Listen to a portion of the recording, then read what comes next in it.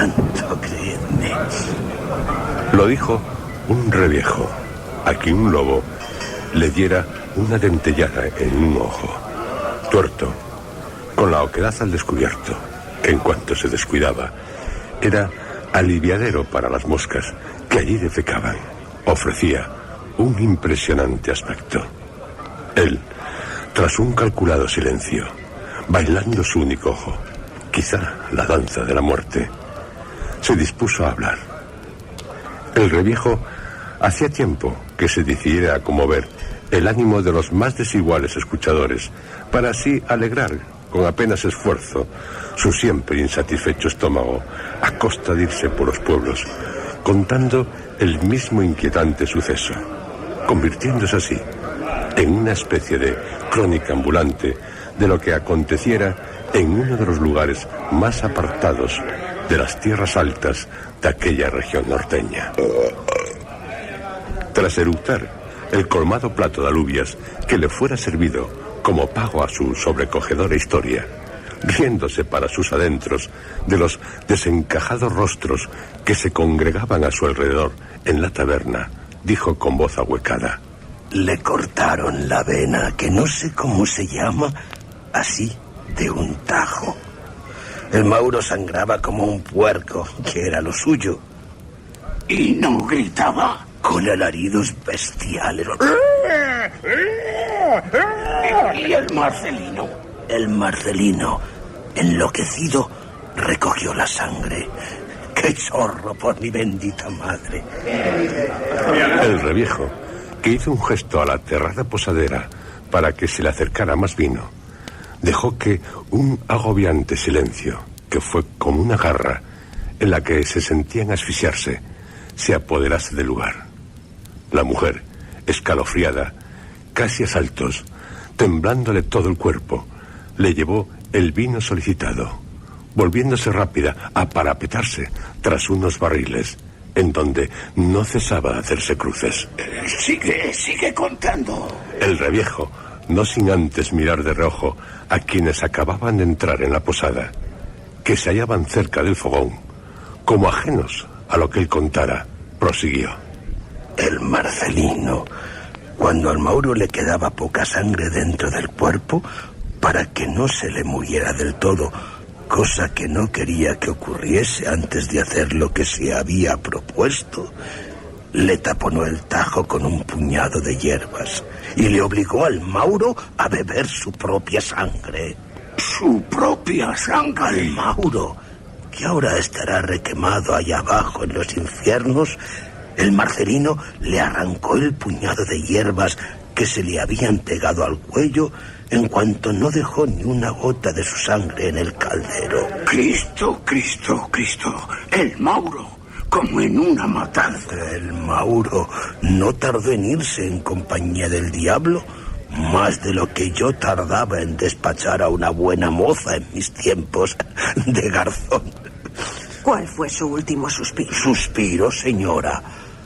Aquello era el berrido de un cabrón y no otra cosa. ¡Gran Dios! Y al clavarle la estaca, se quedó seco.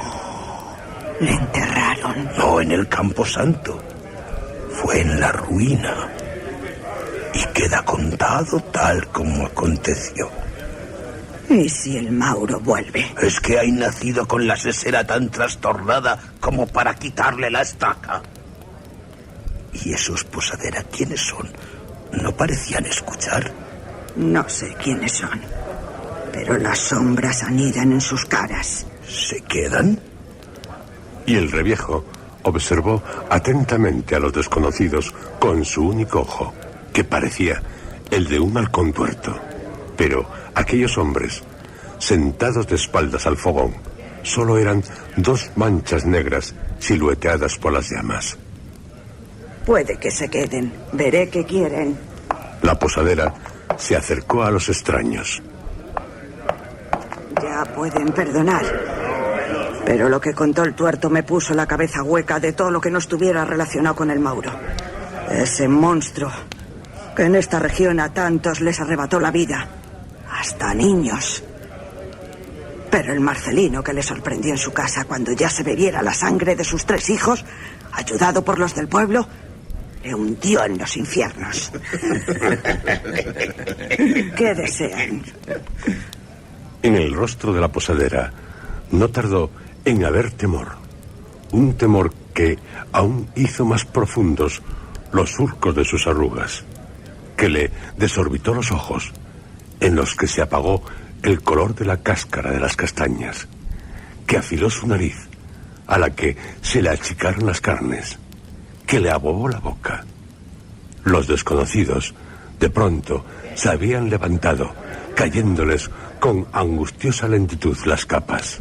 Queremos sangre, vuestra sangre. ¿Cómo gritaron cuantos hallaban en la taberna? Taberna que, en una ráfaga de tiempo, se convirtió en un lugar horriblemente gélido. Más que al soplar los helados vientos en las nevadas cumbres en las noches invernales, como era aquella. Algunos, ante el rostro de los extraños, unos pálidos rostros en los que ascuas diabólicas hacían centellear sus sanguinolentos ojos, flaqueándoles las fuerzas, se desplomaron. Yo soy Mauro.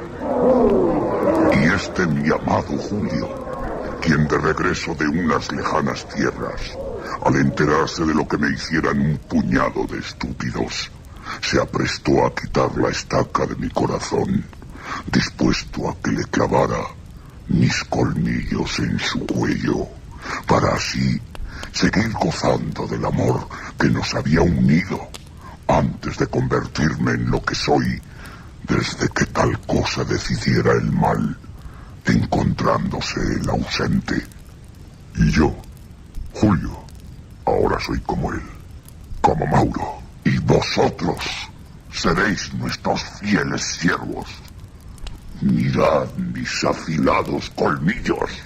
Unos colmillos repulsivos, pero también fascinantes.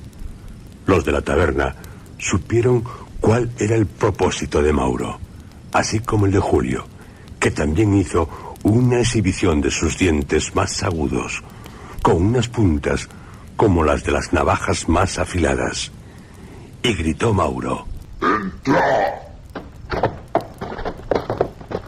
Y, para estupor de todos cuantos aún eran humanos, el primero que entró en la posada fue el Marcelino, quien, dada su palidez, rota por la sangre que baboseaba, ya se sabía cuál era su nueva naturaleza, una monstruosa naturaleza al servicio del mal, como la de cuantos espectrales cruzaron la puerta de la posada, ávidos de sangre. El reviejo, que conocía a los habitantes de todos los pueblos de la región, supo que allí los había de unos cuantos, pero apenas pudo pensar en algo más, porque a una orden de Mauro, aquellos que no cesaban de entrar en la posada se arrojaron sobre él y sobre los que tenían su mismo horror, y el reviejo sintió abriéndose un abismo en su cerebro, como unos colmillos se clavaban en su cuello, y, para su asombro, no le causaron dolor, y sí un placer desconocido. La infernal orgía, no solo en la posada, sino también en todo el pueblo, duró hasta poco antes de cantar los gallos, cuando aún no han brotado en el horizonte las primeras claridades. Y todos, formando una compacta nube fantasmagórica, siguieron a los amantes, que iban cogidos de la mano, unas manos frías, del color de las lápidas de las tumbas, dispuestos a servirles eternamente.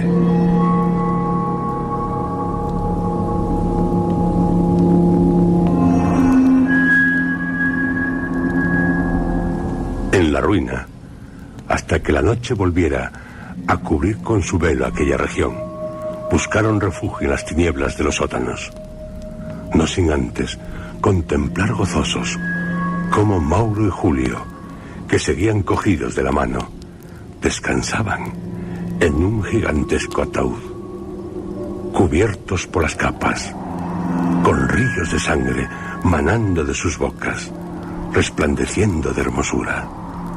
Todos estaban orgullosos de tener tales amos, a quienes servirían complacidos noche tras noche, y pueblo tras pueblo, y ciudad tras ciudad.